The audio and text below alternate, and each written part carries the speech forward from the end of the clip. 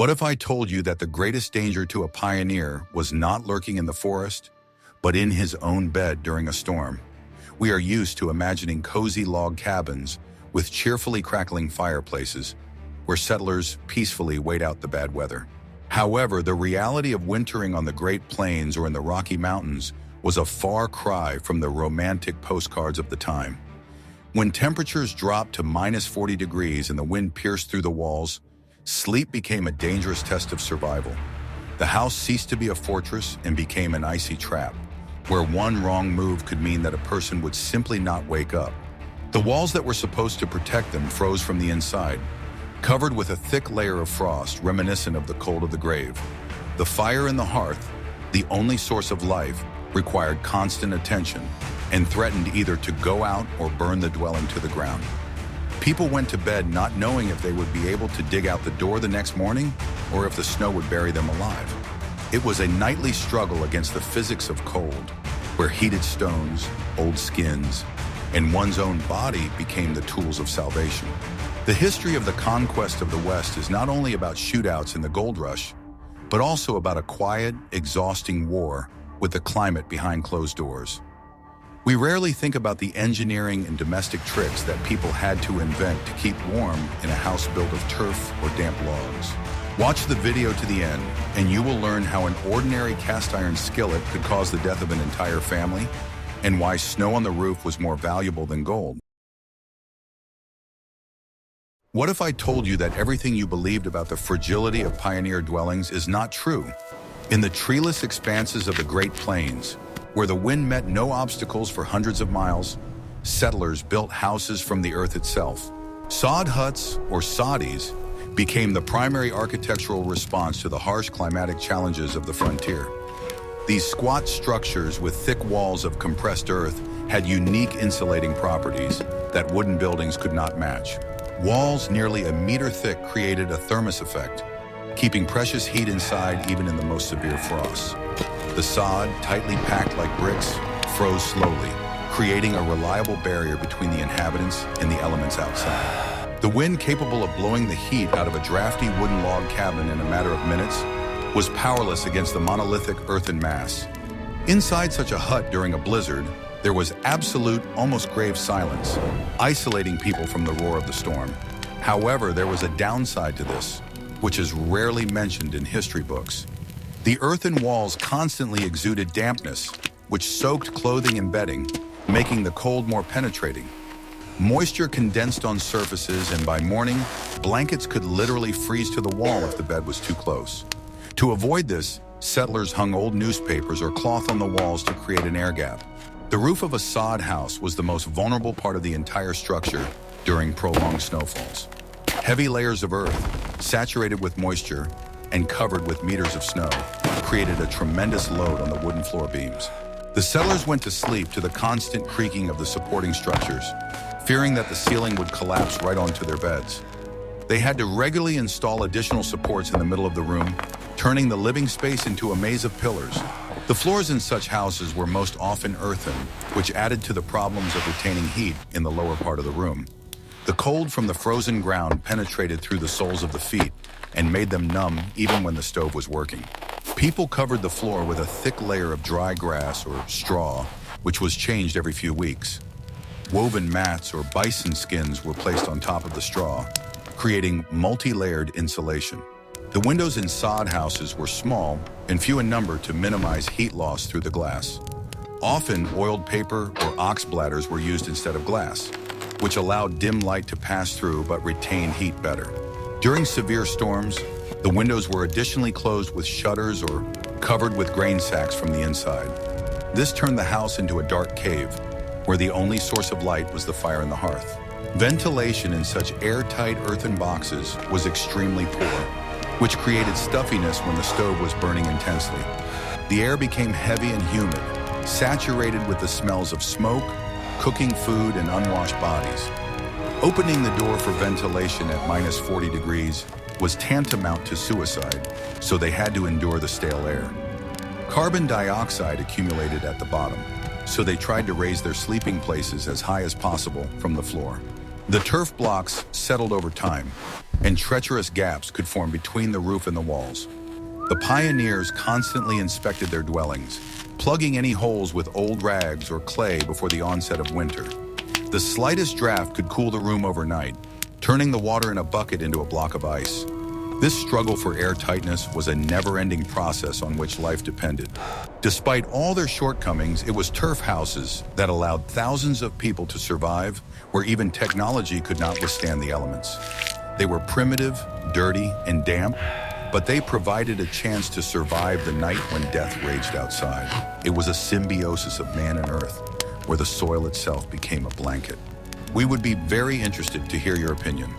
Could you spend at least one night in such an earthen house in the middle of the winter steppe?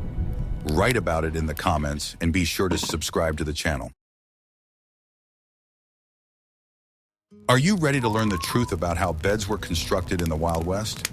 For settlers, a bed was not just a piece of furniture for rest, but a complex engineering structure for preserving heat. In conditions where the temperature in the room could drop below zero by morning, the design of the bed was crucial. Pioneers quickly realized that sleeping on low couches or on the floor was a sure way to get pneumonia. They tried to make beds as high as possible, raising the mattress to the level of an adult's waist. This was explained by a simple law of physics. Cold air accumulates at the bottom, while warm air rises to the ceiling. The higher the sleeper was, the more precious heat from the stove or fireplace they received. The space under the bed was used to store chests with belongings, which created an additional barrier against the cold from the floor. The base of the bed was woven with ropes, which had to be tightened regularly with a special key. This is where the expression "to sleep soundly" came from, meaning a tightly stretched net that prevented the mattress from sagging. A sagging mattress disrupted insulation and created cold pockets around the sleeper's body. The rope net allowed air to circulate inside the mattress, preventing moisture from accumulating from the human body. The mattress itself, or tick, was a huge bag made of thick fabric and filled with whatever materials were available. The most common filling was corn husks, which held their volume well and created an airy layer. Straw, dry moss, or leaves were also used, but these materials quickly became compacted and needed to be replaced often. Wealthy settlers could afford down comforters, which were placed on top of the straw mattress for maximum insulation. A thick canopy of heavy fabric or woolen blankets was often erected around the bed. This created a room within a room, trapping the warmth of breath inside a small enclosed space. The canopy protected against drafts blowing through the hut and created an illusion of comfort and security. In the morning, when the curtains were drawn, one could feel the sharp temperature difference between one's capsule and the rest of the room. Bed linen, as we know it today, was practically non-existent in the winter on the frontier. Cold linen or cotton sheets were replaced by flannel or wool fabrics that did not chill the skin. Wool had the unique property of retaining heat even when wet, which was critically important in damp houses. People slept between two layers of wool to create a cocoon that maintained body temperature. Anything that could serve as additional insulation was thrown on top of the blankets. The most valuable resource was bison or bear skins, which had incredibly thick fur. A heavy bison hide or robe weighed a lot, but it pressed down on the blankets, preventing cold air from penetrating inside. Often, outer clothing, coats, and overcoats were thrown on top of the hides, turning the bed into a layer cake. Pillows were also stuffed with wild bird feathers, which were hunted throughout the year. A thick feather pillow protected the head and neck from the cold coming from the head of the bed. Sometimes heated grain bags were used, which were placed under the pillow before bedtime. This helped to relax the neck muscles and fall asleep faster in the freezing room. Preparing for bed took a long time and resembled the process of conserving heat for the night. Fluffing the feather bed, checking the tension of the ropes, placing the hot water bottles. All this was a ritual of survival. A mistake in preparing the bed guaranteed a sleepless night of shivering and hypothermia. Which mattress filling do you think was the most prickly and uncomfortable to sleep on? In the next chapter, you will learn how an ordinary stone could replace a heating radiator. I stumbled upon this by accident while studying the settlers' diaries and was amazed at how simple things became a matter of survival. The most ordinary cobblestone could mean the difference between a warm night and fatal hypothermia. When the fire in the cast iron stove inevitably burned out by morning, and the walls of the frozen dwelling began to slowly release the accumulated cold, people had no other source of heat except what they could take with them under the blanket. In these conditions, the settlers used the natural heat-retaining properties of stone and metal, creating primitive but surprisingly effective heat accumulators. The most common and reliable night batteries were so-called soapstones, or simply flat river boulders, smooth, dense, and capable of retaining heat for a long time. All evening, such stones lay near the hearth on a cast iron plate or directly in the coals, gradually reaching a temperature at which it became impossible to touch them. Caution and experience were required. Overheat the stone, and it would burn through the blanket, set fire to the straw on the mattress, or cause burns. Underheat it, and it would be of little use. To ensure that the stone gave off heat slowly, evenly, and safely, it was wrapped in several layers of old flannel, thick wool, or burlap. This warm bundle was placed at the feet, the place where blood circulates the worst, where the cold is felt most acutely, and where frostbite could lead to serious health problems. In addition to stones, people actively used ordinary bricks, which also had high heat capacity and were much more accessible. Bricks are convenient, straight, uniform, easy to wrap in cloth and lay so that they do not roll away. Families who had settled in inhabited areas also used special ceramic hot water bottles filled with boiling water. This was already an item of comfort, neat, streamlined, designed for safe bed heating. But on the real frontier, far from the city and trade, such things were rare and carried more risk. Water could spill, wetting the bed, and in the frost, a frozen hot water bottle turned into a useless piece of ice. Another unexpected but extremely effective source of heat was heavy cast iron irons. On ordinary days, they were used for their intended purpose, ironing clothes. But on freezing nights, the iron became a powerful heat accumulator. They were placed on the stove to heat up to the very bottom, then placed in the center of the bed an hour before bedtime. The mattress, blankets, and pillows gradually warmed up. Before going to bed, the iron was removed or carefully moved away, carefully wrapped in an old cloth. Cast iron cooled slowly, and the warmth of this heavy piece of metal sometimes saved people from night chills. Even potatoes and the most ordinary, large, starchy tubers became a tool for survival. They were baked right in the ashes or on the stove grate, then placed in the pockets of night clothes, under the blanket, held in the hands, or pressed against the stomach. Thanks to its moisture and dense structure, hot potatoes retained heat for a surprisingly long time. And what was especially valuable was that by morning, they turned from a heating pad into food. The cooled but still soft tubers became breakfast, which was not wasted. Bags filled with salt, sand, small grains, anything that could heat up quickly and give off heat evenly, were also used. The materials poured into a dense cloth bag easily took the shape of the body, which made them comfortable and safe hot water bottles. They were placed on the chest, lower back, pressed against the stomach or neck, where warmth was especially important. Such dry, gentle heating was highly valued by the elderly and those who suffered from joint pain. But all these methods were dangerous. An overheated stone or brick could heat the blanket to the point of smoldering. A little smoke under the blankets, in the dark, in a state of deep sleep, and the consequences could be tragic. Therefore, the settlers developed a whole ritual of checking. They lifted the stone with their bare hands for a split second to feel if it was too hot.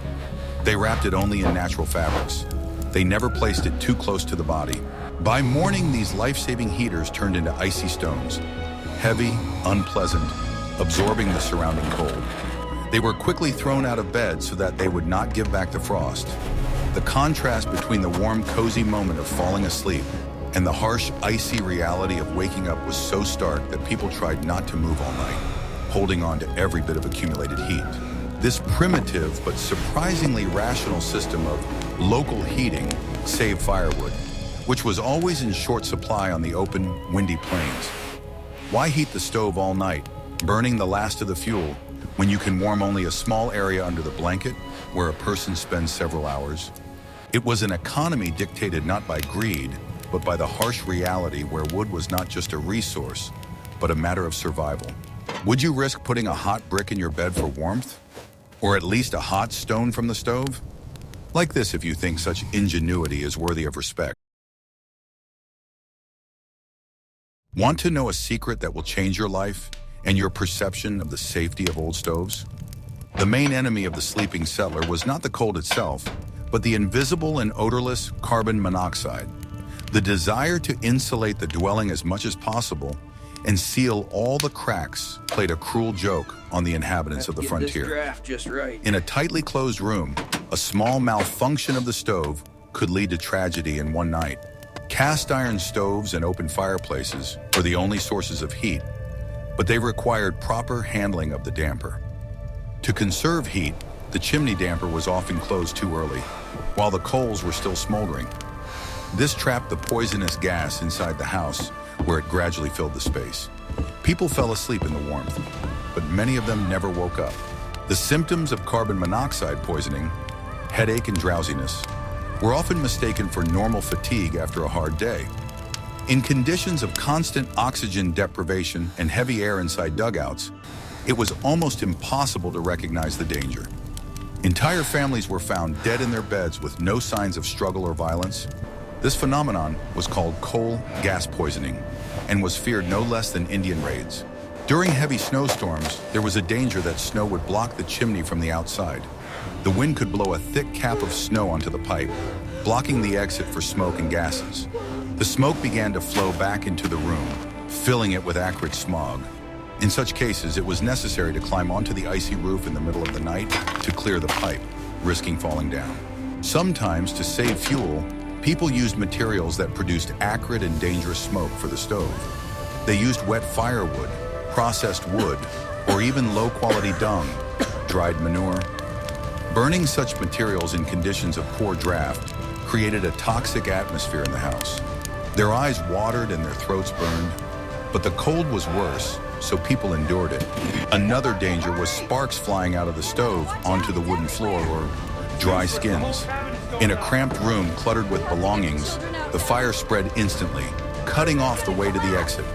If a fire broke out during a blizzard, the family had a choice: burn alive or rush out into the cold without clothes. Both options left virtually no chance of survival. The settlers developed the habit of sleeping lightly, listening to the breathing of the stove and the sounds of the fire. One of the adults would often wake up several times a night to check the draft and throw wood on the fire. This duty was the unspoken responsibility of the head of the family or the older men. Peaceful, uninterrupted sleep was an unaffordable luxury on the winter frontier. Ventilation holes in houses were made deliberately, despite the loss of heat. Cracks under the door or poorly fitted frames were left as a necessary source of fresh air. The balance between heat conservation and oxygen access was a fine line on which life balanced. The danger of carbon monoxide poisoning made people wary of the new, more airtight stoves that were appearing on the market. An old, drafty fireplace seemed safer because it provided a constant supply of air. Advances in heating sometimes cost the lives of those who did not know how to use them. Have you ever heard that a stove could be more dangerous than the cold? In the next chapter, you will learn why pioneers never cleared snow from the walls of their homes. Paradoxically, the best insulator against the cold on the frontier was the source of that cold itself: snow. Settlers quickly noticed that houses completely covered with snowdrifts retained heat much better than walls exposed to the wind. Instead of clearing the perimeter around their huts, they deliberately piled snow against the walls. This process was called banking and was a mandatory procedure in preparation for the harshest months. Snow, which consists mostly of air, has excellent insulating properties, working on the principle of a down jacket. A thick layer of snow blocked the wind, plugging the smallest gaps in the logs or turf. In fact, the settlers turned their homes into something like Eskimo igloos with wooden or earthen frames. Inside such a snow cocoon, the temperature became stable, and sudden changes in the outside cold were less noticeable. To enhance the effect, the walls were often covered with straw, manure, or pine branches before a snowfall. When the snow fell, it froze to this base, creating a dense, windproof monolith. Snowdrifts could reach the windows, turning the house into a hill in the middle of a white plain. It looked strange, but it saved up to half of the firewood supply. Particular attention was paid to the north wall, from where the prevailing icy winds most often blew. Here, the snowdrift was deliberately made the highest, sometimes up to the roof, creating an aerodynamic springboard for the wind. The wind slid over the snowdrift and flew over the house without cooling the wall with a direct blow. In addition to the walls, they tried to insulate the base of the house, the so-called zavalinka, with snow. Cold air penetrating under the floor was the main reason for the room cooling from below. A dense rampart of compacted snow around the perimeter of the foundation cut off drafts. The floor became noticeably warmer, and it was possible to walk around the house in woolen socks instead of felt boots. The use of roofing, felt, or toll paper, as it was called, in combination with snow had an even better effect. The black paper that covered the walls was heated by the sparse winter sun, even under a layer of ice. This created an additional thermal barrier and protected the wood from direct contact with moisture. However, this method had a significant drawback. In the spring, when the snow melted, all this water rushed into the house. The walls became damp, and the battle against mold and rot began. But spring problems seemed distant and unimportant when the main task was to survive the February blizzards. During a blizzard, snow could completely cover the house, including the windows and even the door. In the morning, the residents found themselves in a twilight world, where light penetrated only through the thick layer of snow above the windows. The feeling of isolation intensified, but with it came a strange feeling of comfort. The storm roared somewhere above, but below, under the snow, it was quiet. Tunnels dug from the door to the outbuildings became the only arteries of life. Over time, the walls of these tunnels froze, becoming as solid as stone. Moving through such a labyrinth was safer than going out into the open. This strategy of hiding under the snow was borrowed from animals and indigenous peoples. It required humility in the face of the elements. Rather than attempting to resist them with brute force, the pioneers learned to use the enemy to their advantage, turning ice into a shield. Are you ready for the shocking truth about how far people were forced to go to survive, breaking all the usual norms of decency and personal space? When the frost turned the air into icicles and the walls of frozen inns offered no protection, even from a light wind, the concept of privacy disappeared without a trace. In extreme conditions, any cultural barriers disappeared, giving way to the most primitive but vital necessity: staying warm.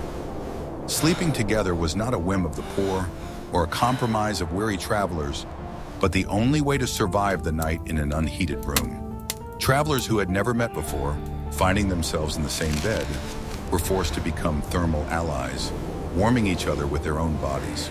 There was a strict, unwritten code of conduct for such sleeping arrangements, formed in the harsh expanses of the frontier, where any wrong move could lead to conflict or, worse, frostbite during the night. Weapons, knives, tomahawks, revolvers, were kept away from the bed, usually on the floor or against the wall, so as not to accidentally injure a neighbor in the dark. Boots were also taken off and placed to one side, not only to keep the blanket clean, but also because the hard leather could cause injury if someone moved accidentally. Conversation was kept to a minimum. People lay down without looking at each other, turning their faces away. The main rule was not to move unnecessarily, so as not to let a strip of icy air under the shared blanket, so powerful that it instantly penetrated to the bones. A judge, a fur trader, and an ordinary sawmill worker could all end up in the same bed, and no one had the right to complain. Social differences disappeared under the weight of a common enemy: the relentless cold of the frontier. Sometimes dozens of people would sleep in one room, lying on the floor in tight rows, head to toe, like sardines in a tin can. This allowed them to make the most of every square foot of warm space. In a cramped, smoke-filled room with a weak fire in the hearth, this arrangement provided at least some warmth. For married couples, large families, and especially for babies, there was a special practice called bundling, or snuggling together tightly. Everyone climbed into a huge shared bed: parents, children, and sometimes even elderly relatives. Children and the elderly were placed in the middle, in the warmest place, between the bodies of adults. Strong men and teenagers, who could tolerate the cold better, lay on the edges. Such a living blanket was more powerful than any fur blanket, because it worked on the pure physiology of human warmth. If there were not enough beds, Mattresses and straw mattresses were pulled closer to the center of the room, closer to the hearth or stove. People were covered with a huge common cloth sewn from several blankets, bear or deer skins. This improvised tent created its own microclimate. The temperature under it could be several degrees higher than in the freezing room around it. In conditions of 20 degrees below zero, such a difference meant salvation.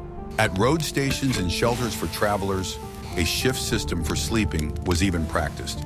Unofficial, but widespread. Some lay down and warmed the bed with the heat of their bodies, while others stayed awake by the fire, keeping the coals burning, drying clothes, and watching over the safety of the group. After a few hours, they would switch places. Lying down in a bed already warmed by several bodies was the greatest pleasure for a person who had just arrived from the cold road. Disgust in such situations gave way to a pure animal desire to warm up. This forced, close, almost intimate proximity gave rise to an amazing sense of community and mutual responsibility. Anyone who tossed and turned, elbowed others, or pulled the blanket toward themselves became a common enemy. Not out of malice, but out of necessity, because their movements cooled everyone else down. The ability to sleep quietly, calmly, and compactly was valued almost as highly as the ability to shoot accurately or build a fire in bad weather. Sometimes hunting dogs were allowed to sleep under the same blanket as the people. Large dogs, accustomed to the cold, lay down right at the feet on top of the blanket. The living warmth of a dog could keep an entire family warm. Cleanliness and smells were the last thing on anyone's mind at such moments. Minus 40 degrees left no room for squeamishness. Psychologically, all this became an extremely difficult test, especially for those who grew up in Victorian culture with its strict rules, personal modesty, and distance. Sleeping side by side with an unwashed, snoring stranger, feeling his breath and warmth, violated all cultural norms. But pride did not keep you warm. The human body did. Sleeping together became not only a practice of survival, but also a symbol of how the frontier broke down social barriers. Here, every person, rich or poor, clean or dirty, armed or unarmed, became first and foremost a source of warmth for another. Survival became a collective effort, where personal boundaries were a luxury that no one could afford. How would you feel about having to share a warm blanket with a stranger in order to stay warm? In the next chapter, you will learn what methods were used by those who did not even have walls around them to escape the deadly cold. Those who were caught in a storm far from home, cowboys, trappers, scouts, relied solely on their equipment. Their main shelter was a bedroll. It was the prototype of the modern sleeping bag.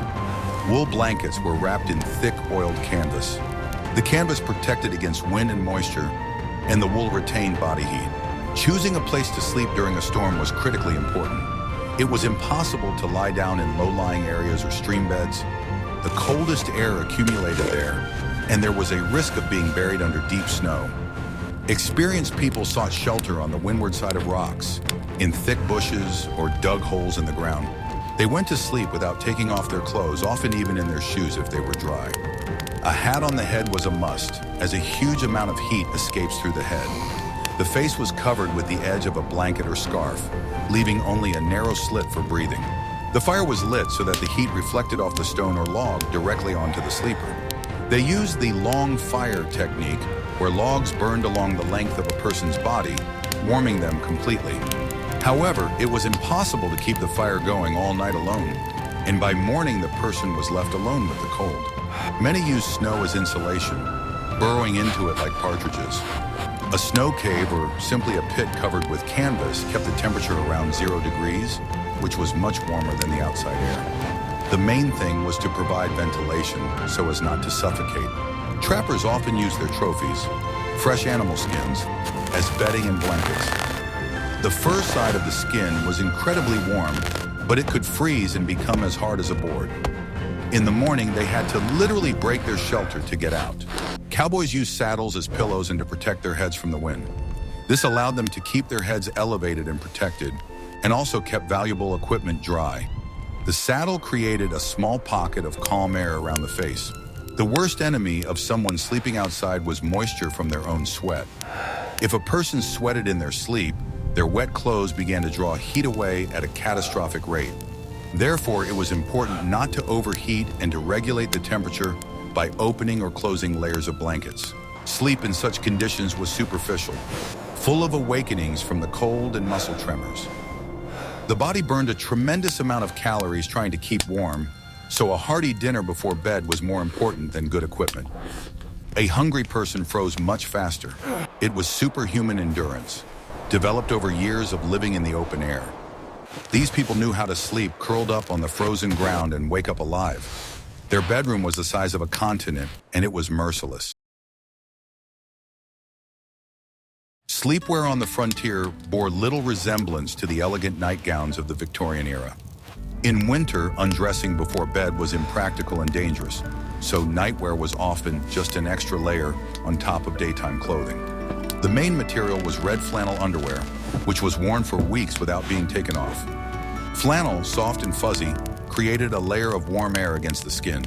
A thick nightcap or knitted hat was always worn on the head, often pulled down over the eyes. The ears and nose were the most vulnerable parts of the body, which could get frostbitten even during sleep. Women wrapped their heads in woolen scarves, creating a thick cocoon around their hair and neck. Feet were protected by several pairs of woolen socks, which were carefully dried by the fire before bedtime. Sleeping in damp socks was strictly forbidden. It led to trench foot and frostbite. Special oversized sleeping socks were often worn over regular socks. Old coats or sheepskin coats that were no longer suitable for going outside could be used as outerwear for sleeping. They were used to cover oneself or worn unbuttoned for freedom of movement. Heavy sheepskin was a sleeper's best friend, acting as a portable stove. Some pioneers used folk remedies, rubbing goose fat or lard on their bodies before bed. It was believed that a layer of fat closed the pores and retained the body's internal heat. This made the underwear dirty and smelly, but added precious degrees of warmth. Hands were tucked under the armpits or between the thighs, assuming a fetal position to keep the limbs warm. Mittens were rarely worn at night as they made it difficult to adjust the blanket, but in extreme cold, people slept in them. Every inch of skin had to be covered with fabric. Buttons and fasteners on nightclothes were a problem, as the cold metal touched the skin. Therefore, preference was given to clothing with ties or without fasteners at all, such as Kosovaratka shirts. Metal parts could literally burn the skin in severe frost. In the morning, getting dressed became a torture, as the outer clothing, taken off in the evening, froze solid.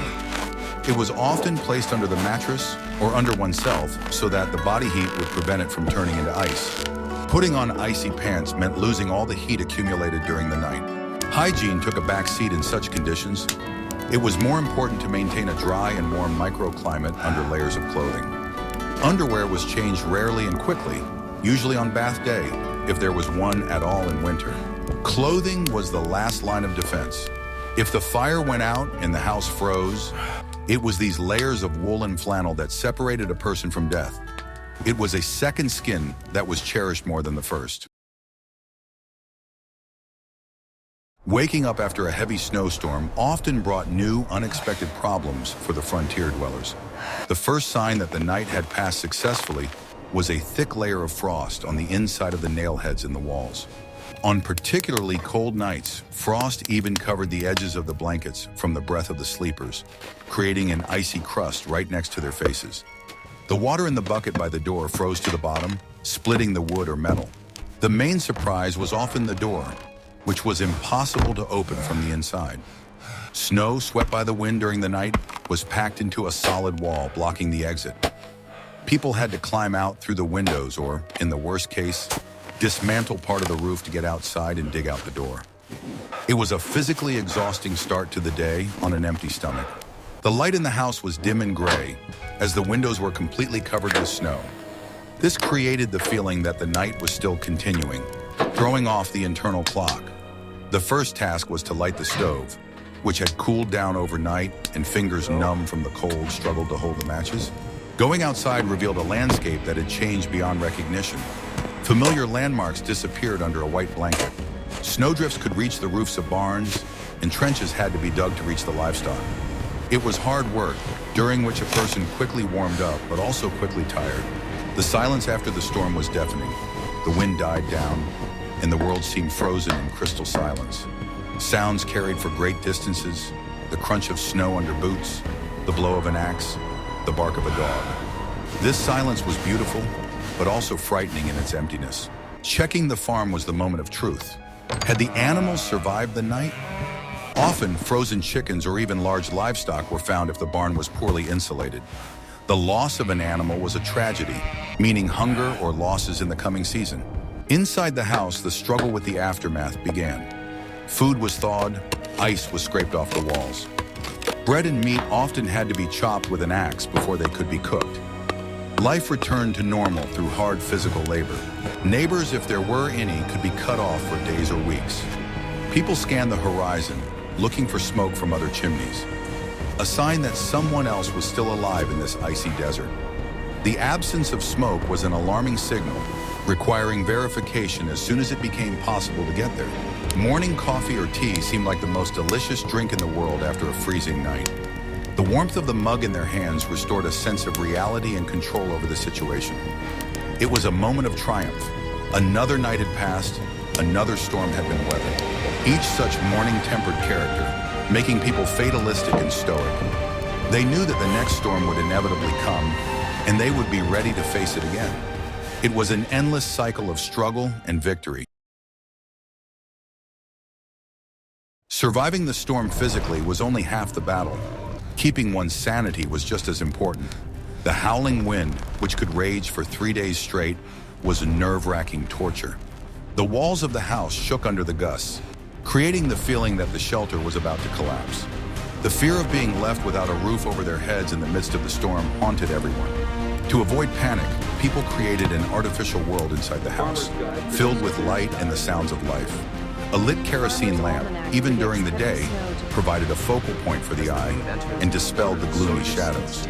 Reading aloud from the Bible or old almanacs helped to drown out the roar of the wind outside the walls. The reader's voice became an anchor of normality in the chaos of the storm. Routine tasks took on a sacred meaning, repairing harnesses, sewing, sorting grain. Busy hands distracted the mind from thoughts of how thin the wall separating them from death was. The monotony of the work was calming and gave a sense of control over time. Isolation was a severe test for the psyche, especially for women who spent more time at home. Cabin fever was a real diagnosis, leading to depression and breakdowns. People became irritable, withdrawn, or conversely aggressive. Musical instruments, if they were available, became a salvation. The sounds of the violin or harmonica were a challenge to the elements, proof that the human spirit was not broken. Songs were sung in chorus to feel each other's support and to shout over the wind. Keeping diaries was a way to structure thoughts and express oneself on paper when it was impossible to express oneself to people. These records now serve as our main witnesses to those nights. There are few complaints in them, but many dry statements of fact, behind which lies a steely will. Children, if they were in the house, demanded special attention and calm from adults. The sight of a frightened parent could sow panic faster than any wind. Therefore, adults wore a mask of confidence, even when inside they were gripped by fear. Dreams on such nights were often disturbing, filled with images of cold and loss. Waking up from a nightmare in a dark, icy room was a difficult experience. But the morning light brought relief and erased the nighttime fears. Faith in God and in one's own strength was the foundation of psychological resilience. People prayed not for a miracle, but for the strength to endure what fate had sent them. It was the harsh faith of harsh people. The ability to sleep while the world around you was falling apart was the highest form of adaptation. It meant that a person had accepted the terms of the game and trusted their refuge. Peaceful sleep was the ultimate victory over fear. We have seen that sleep on the frontier during a storm was not passive rest, but an active form of survival. It was a complex system involving engineering solutions and the use of chemistry, physics, and psychology. From the design of the bed to the choice of socks, every detail mattered and was paid for with someone's bitter experience. The settlers turned their primitive dwellings into complex thermoregulation mechanisms, using everything that nature provided: snow, earth, and animal skins. Their resilience commands respect and awe. They did not have modern technology, membrane fabrics, or central heating, but they defeated the cold with their ingenuity and willpower.